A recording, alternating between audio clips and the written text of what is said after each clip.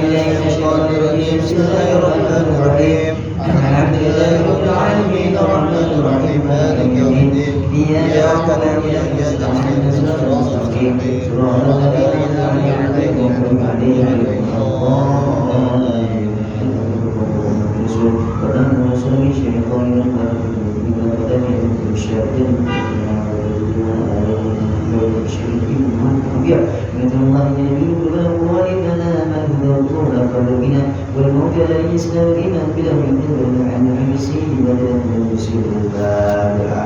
أعوذ بالله من الشيطان الرجيم بسم الله الرحمن الرحيم الحمد لله رب العالمين الرحمن الرحيم مالك يوم الدين إياك نعبد وإياك نستعين صراط المستقيم صراط الذين أنعمت عليهم غير المغضوب عليهم ولا الضالين. ألا تنالوا العلم إلا بستة سعوا بها النجم ببيان زكاء وحرص واصطبار وبلغة وإرشاد أستاذ وطول زمان تعلم فإن العلم زين لأهله وفضل وعنوان لكل محمد. ونفعنا به بعلومه وعلمه وبركاته آمين يا رب العالمين.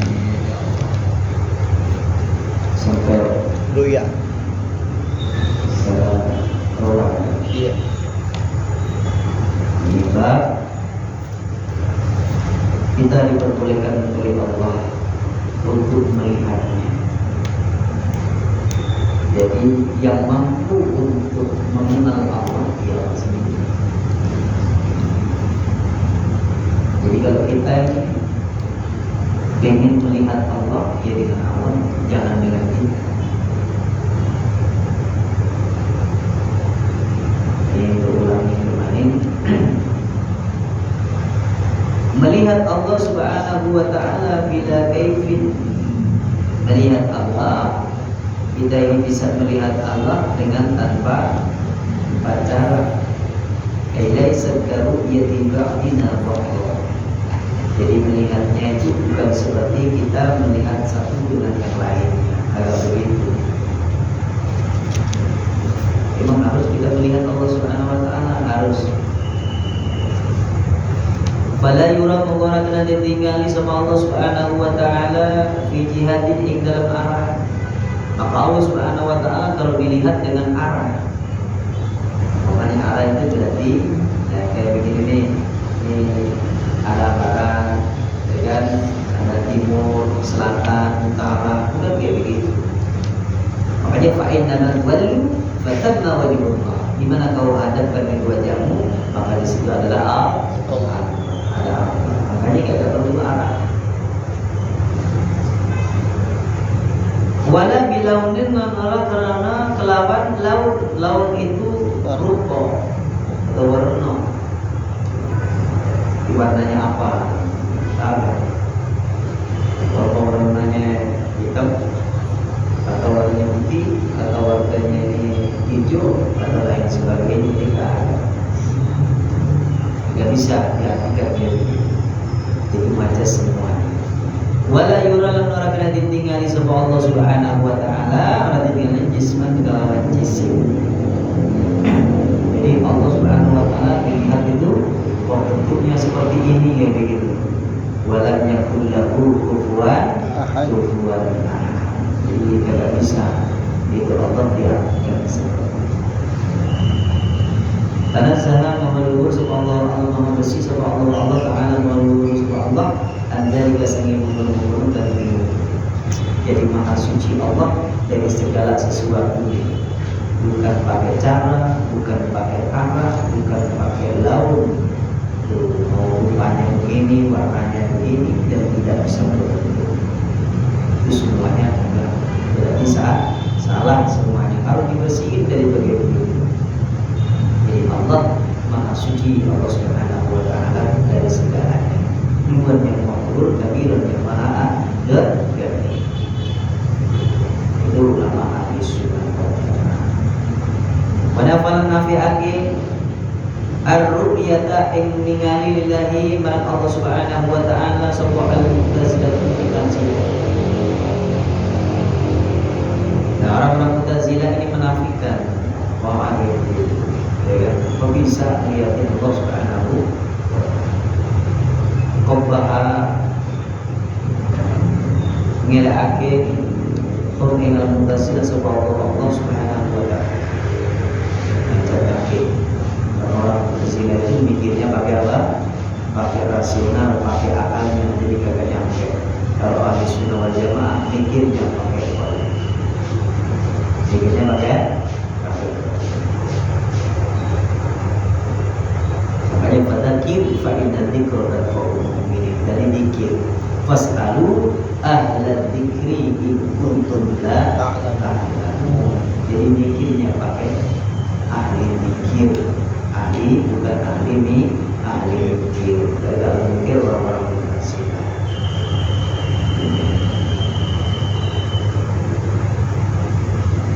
Wahya utawi hiya akidah Mu'tazilah. Alhamdulillah menurut orang Mu'tazilah, an aqaidihim saking akidah orang-orang Mu'tazilah,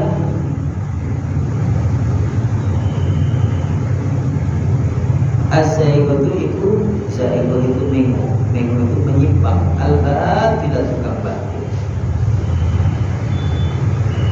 Jadi akidahnya, kepercayaannya, keyakinan orang-orang Mu'tazilah itu dianggap menyimpang, dianggap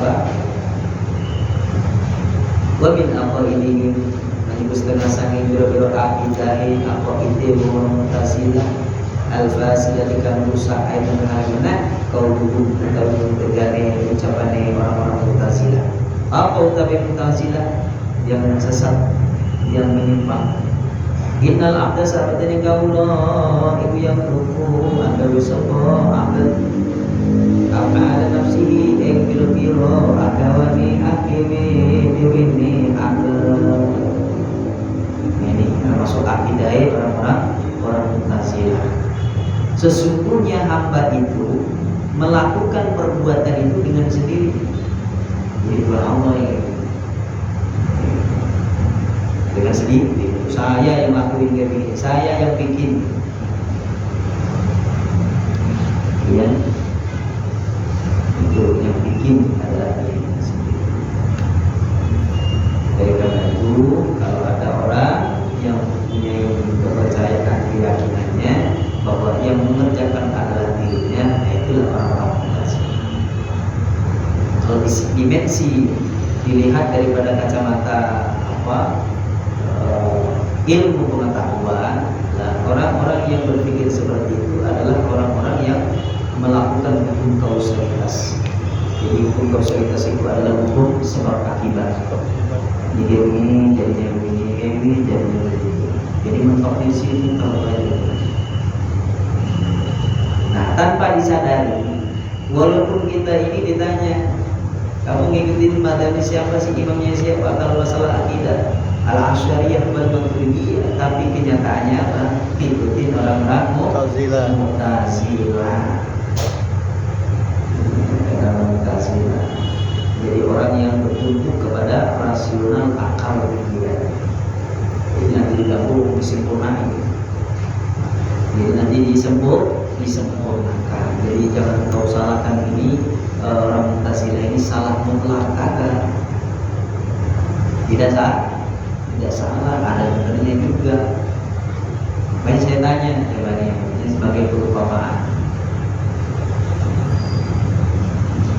Air susu itu dari mana? Makassar. Ngalirnya di mana? Darah.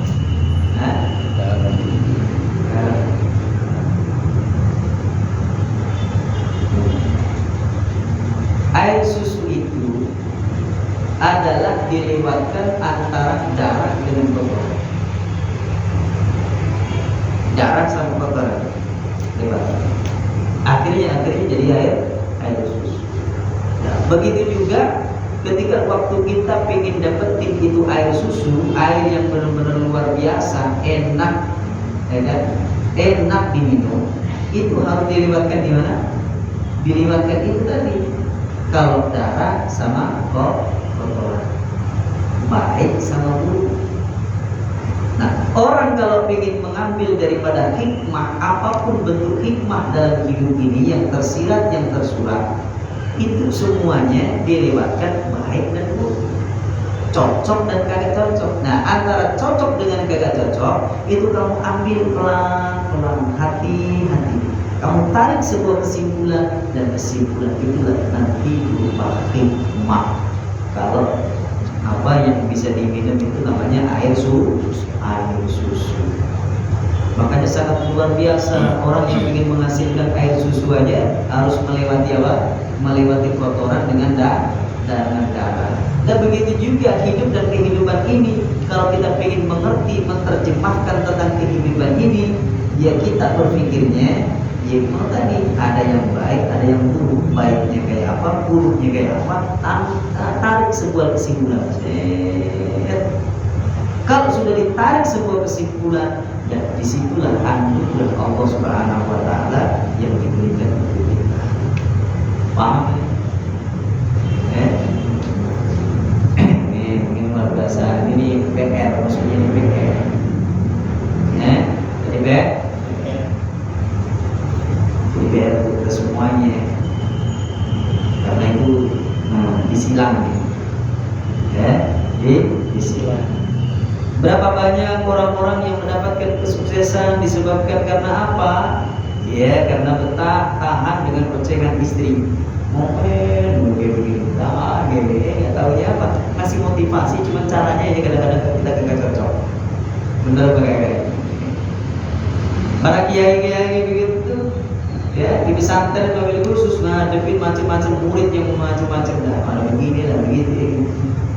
Semakin begitu kiai paham satu persatu karakter daripada jamaah dan murid-muridnya, itu semakin alim, semakin ikhlas, semakin semakin sabar, semakin itu. Begitu juga kita. Jadi dilewati dulu, ya kan, dilewati, tapi tidak bersentuhan, cuman lewat doang, dilewati. Begitu juga alam pemikiran. Alam pemikiran orang-orang Mu'tazilah itu adalah innallaha la yughayyiru ma biqaumin hatta yughayyiru ma bi anfusihim. Sesungguhnya Allah tidak merubah nasibnya suatu kaum kecuali kaum itu sendiri mau merubah. Nah, ini berarti apa? Berarti seakan-akan Allah Subhanahu Wa Taala itu memberikan keleluasaan kepada makhluknya untuk berbuat. Jika kamu kagak mau bisa berbuat, tidak ada keinginan untuk berubah, lalu bagaimana mau berubah? Di sisi lain, ya kan? Nah, di sisi lain, orang berpendapat, wallahu khalaqakum wa ma ta'malun. Allah yang telah menciptakan kalian dan apa yang kalian perbuat. Berarti apa? Apa pesan Allah adalah terserah Allah. Yang satunya ngaku bisa, yang satunya Allah. Nah, antara dua-duanya itu ditarik. Nah, tarikan yang tengah-tengah itulah yang disebutkan al-asyariyah wal maturiyah, orang ahli sunnah wal jamaah. Ya kan? Kita usaha ikutin hasilnya. Maksudnya kayak begitu.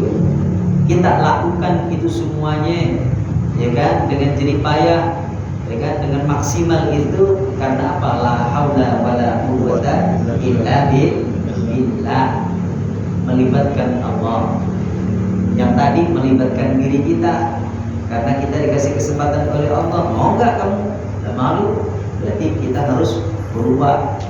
Dikasih fasilitas oleh Allah Subhanahu Wa Taala. Mulai daripada ujung rambut sampai kaki itu fasilitas oleh Allah Subhanahu Wa Taala yang menciptakan beserta fungsinya. Kita diperintah untuk gunakan. Nah, pertanyaannya lagi, nah sekarang tinggal hakmu, ya kan, tinggal hak dirimu. Kau bawa kemana?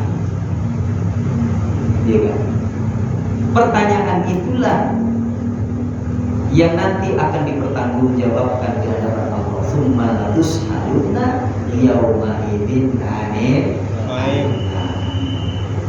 Itu orang-orang yang Ahlussunnah wal Jamaah. Ini benar-benar. Untuk ngambil nyimpulin itu pusing karena diantara baik dengan buruk. Nah, orang-orang yang dikasih oleh Allah Subhanahu wa taala hikmah tentang ngambil itu, wabayil hikmah bahwa dia khairan katsir. Barang siapa yang dikasih tentang hikmah walaupun cuma satu aja gitu, satu aja berpikir, itu benar-benar dikasih hikmah yang luas sama Allah, dikasih anugerah yang banyak oleh Allah. Sehingga pantas kalau Nabi menyatakan tafakkaru sa'atin, berpikir sesaat, cuma berapa detik, berapa jam atau berapa ini satu hidup ini, itu lebih baik daripada ibadah satu tahun. Setidak-tidaknya mikir, oh iya, ya mikir ya Allah. Wali ajli qaulihim lan karena arai ucapan orang Mu'tazilah hadza dari qaulihim yusammuna dan arani apa qaul di arani al-qadariyah kelawan arah qadariyah. Jadi orang-orang yang anggap bahwa dirinya itu punya kemampuan, punya kebisaan, itu namanya disebut dengan qadariyah, alil qadariyah. Di annahu karena satu bani kaum iku yang uluna ngucap sapa kaum bi anna af'alal abdi karena satu bani biro-biro pekerjaan kaula iku biqudratihi kelawan qudrahi abad. Orang-orang yang qadariyah itu mengatakan bahwa perbuatan yang kita lakukan ini karena apa? Kuasa kita. Tapi bisa kita bukan tangan, yang pegang siapa? Saya. Yang melihat saya, yang makan saya. Yaitu pemikiran orang-orang Mu'tazilah yang disebut dengan pemikiran al-qadariyah. Kamu kayak beri keterangan Sumia dan Arani sebuah al-qaifah al-qaifah itu golongan al-qailun akan mengucap sebuah qaifah di anal abda karena saat menikah ulang itu majibulun dan paksa al-af'ali dengan kasih bila-bila penggabian alat ikan yang alukan agawe sebuah abad ha'ing af'al bil jabariyati kalawan sifat dan paksa nisbat ila qawlihi marang ucapan kaum jabrin kelawan usul dan abdi marga pokok ilah musari kaum. Nah, ini ada aliran qadariyah, aliran jabariyah.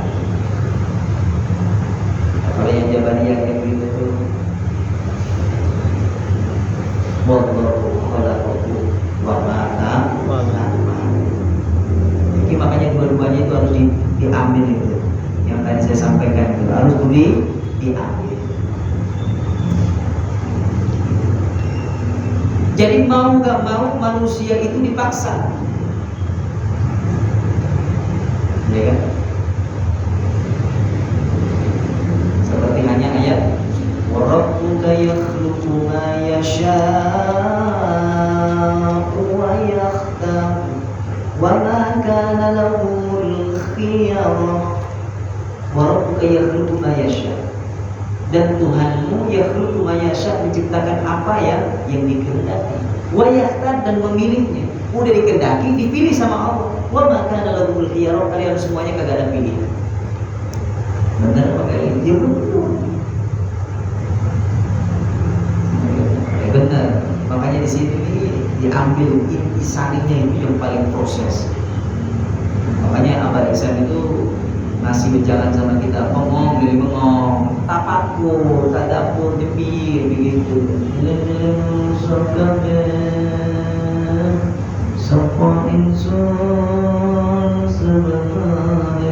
Nah, kalau saya lagi merenung kayak begini, perut saya mampu merengek juga sampai malam-malam jam 1 begini. Jadi kalau orang Jawa, orang tua-tua dulu begitu, kalau perut kayak begini udah mampu, berarti ada apa?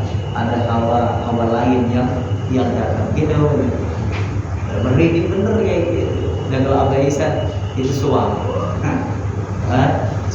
dengerin suam. Lalu saya dengerin petutut sama tukul, sama puter, nyambung. Jadi dua-duanya itu harus diambil, ya kan? harus kudu diambil. Nih kalau dipraktekin dalam diri sekarang. Innallaha la yughayyiru ma biqaumin hatta yughayyiru ma bi anfusihim. Coba tangan kita perintah, tangan pegang gitu, dipegang dengan baik, bisa. Nyata nggak itu? Nyata. Makanya jangan salahkan, jangan salahkan bahwa ini adalah benar-benar perintah diri kita, benar nggak salah. Sekarang diarahkan lagi, wa rabbuka yakhluqu ma yasha'u wa yakhtar. Dan Tuhanmu telah menciptakan apa yang dikehendaki. Wa rabbuka yakhluqu ma yasha'u. Wallahu khalaqakum. Allah telah menciptakan kalian. Berarti diri kita mulai dari bulu rambut sampai kaki yang cintai siapa? Allah. Wa ma ta'malun, dan apa yang kamu perbuat, perbuatan kita kayak gini, bisa megang, bisa melihat, bisa kayak gini, yang cintai siapa? Allah. Ini berarti apa? Berarti ini benar-benar Allah sudah dilibatkan. Kita harus nyadari bahwa semua ini adalah fasilitas yang sudah disediakan oleh Allah Subhanahu wa ta'ala. Kemudian yang ketiga, wa rabbuka yakhluqu ma yasha' wa yakhtar. Apa benar ini adalah kehendak Allah dan ini adalah pilihan Allah Subhanahu wa ta'ala? Iya. Kepala ada di atas, telinga ada di samping, hidung ada yang di depan, mata juga di depan, ya kan? Kaki ada yang di bawah. Ini pilihan Allah atau pilihan kita? Pilihan Allah. Pilihan Allah Subhanahu wa ta'ala. Jadi harus kudu apa? Kudu ngerti. Oh, mana ini sebenarnya ayat ini, ayat ini, ayat ini. Jadi dimasukkan di dalam diri semuanya. Kalau sudah dimasukkan di dalam diri semuanya, ternyata ada salah satu ruang untuk pemikiran qadariyah, untuk pemikiran jabariyah. Ada yang benar-benar itu yang diperintah oleh akal, ya kan, rasionalnya. Ada yang diperintah oleh qalbi. Yang diperintah oleh akalnya yaitu identiknya dengan apa? Dengan Mu'tazilah atau Qadariyah itu sendiri. Ada yang diperintahkan melalui apa? Melalui qalbinya. Nah, orang yang diperintahkan melalui qalbinya itu adalah orang yang punya sinyal kepada Allah Subhanahu wa ta'ala. La haula wa la quwwata illa billahil aliyyil azim.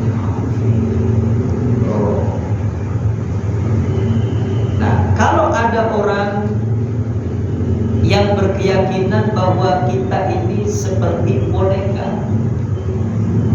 kita seperti wayang, ya tergantung dalamnya mau begini dan begitu. Tergantung dalam.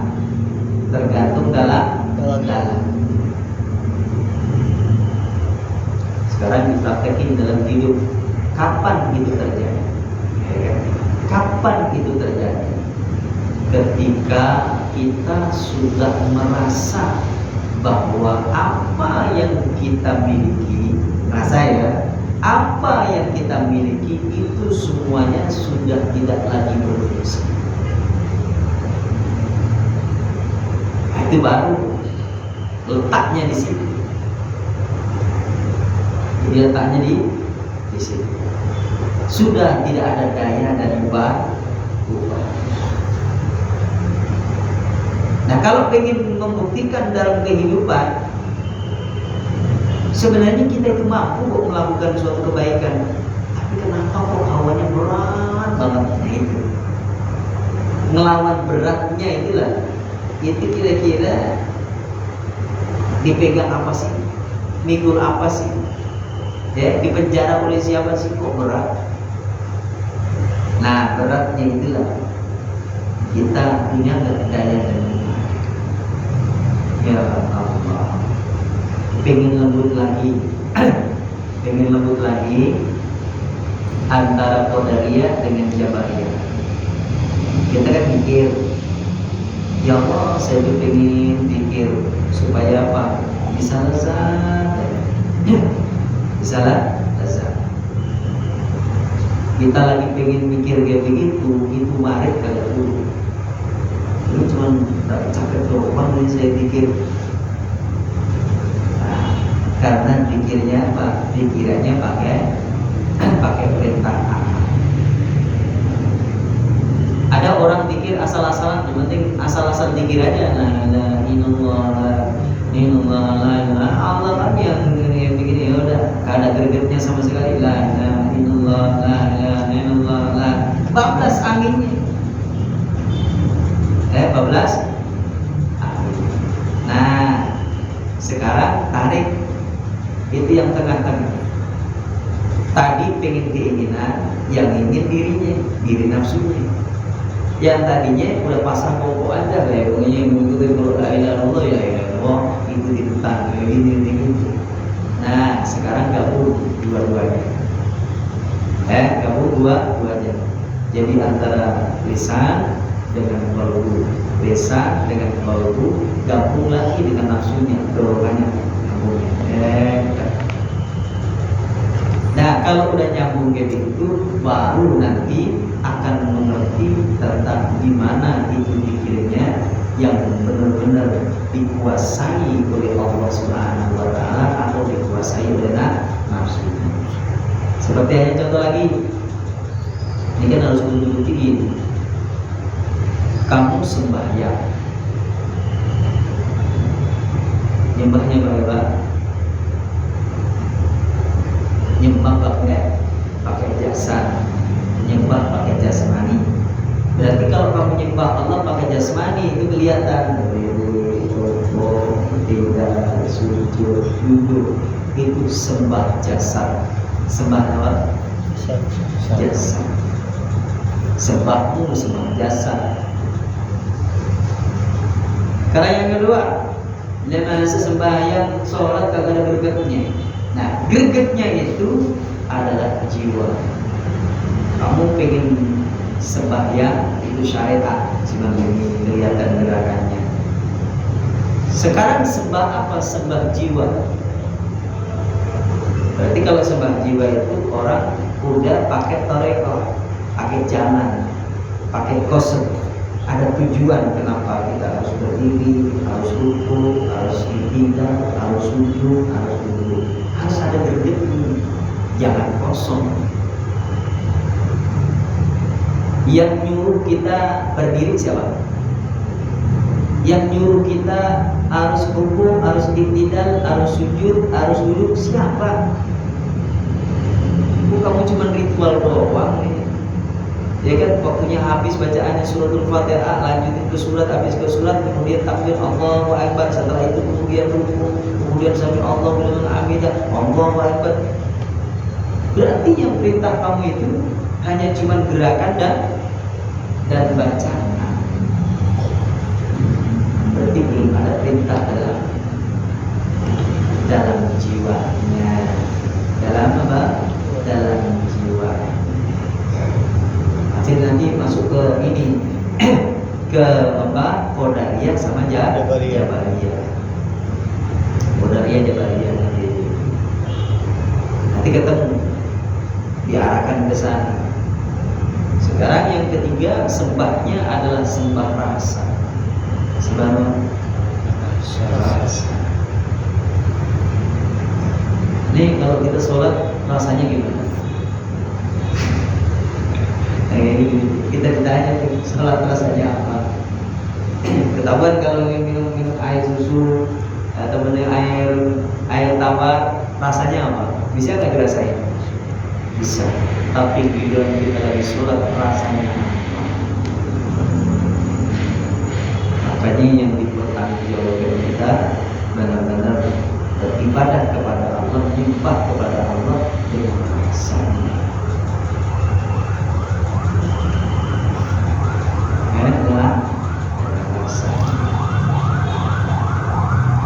Maka orang-orang Mu'tazilah itu identiknya nyembahnya adalah seperti nyembah jasa. Karena seakan-akan dia udah ngakuin yang sholat siapa, bisa nggak kamu sholat? Ya bisa. Tadi kelihatan nggak itu? Gerakannya kelihatan, ucapannya kelihatan, syarat rukunya iya kagak nyalahin. Kasihlah.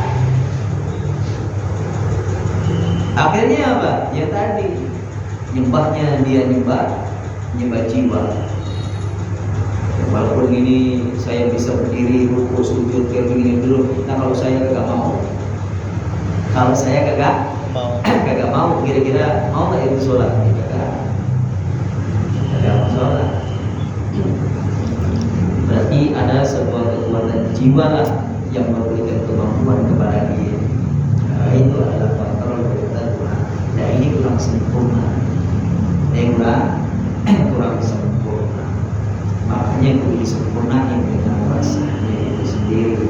Akhirnya jadi al-asyariyah wal maturidiyah, orang ahli sunnah wal jamaah. Itu yang disebut dengan hakikat. Syariat, tarekat, kemudian hakikatnya sampai ambil tahu, ngerasain itu apa yang dibaca, ngerasain gerakannya, ngerasain semua, menikmati itu semua. Jadi kalau diurutkan prakteknya melalui apa? Melalui perbuatan kita semua. Ya, jadi kalau kagak dipraktekin gitu ya, kagak mungkin kagak nyampe. Ya, kagak nyampe. Berarti sudah berapa tadi? Udah di 3. Jadi jasad, jiwa dengan rasa, syariat, tarekat, dan hakikat.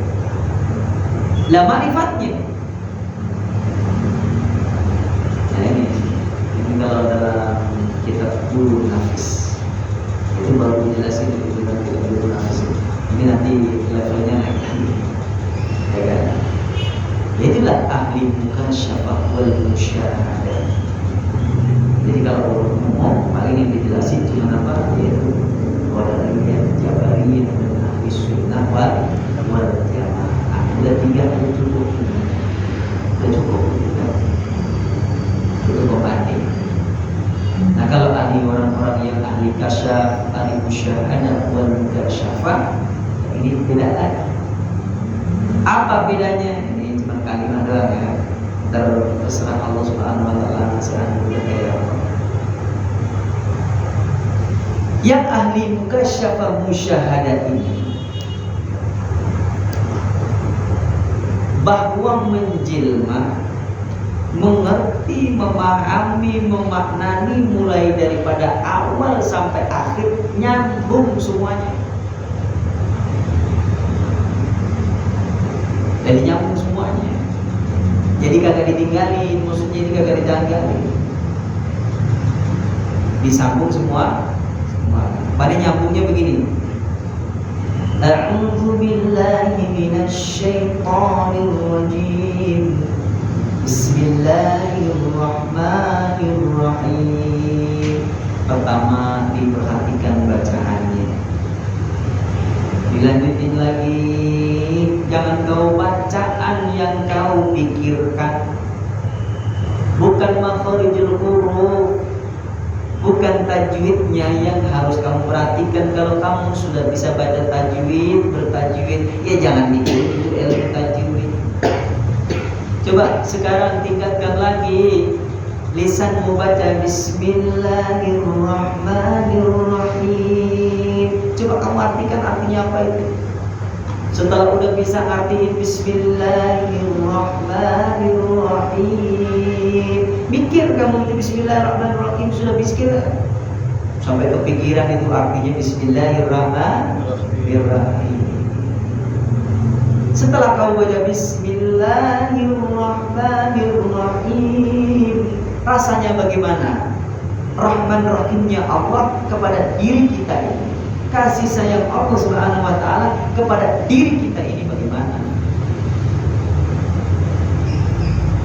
Jadi lisannya tetap baca Bismillahirrahmanirrahim, akalnya berpikir tentang Bismillahirrahmanirrahim maknanya, hatinya merasakan Bismillahirrahmanirrahim, hatinya merasakan itu.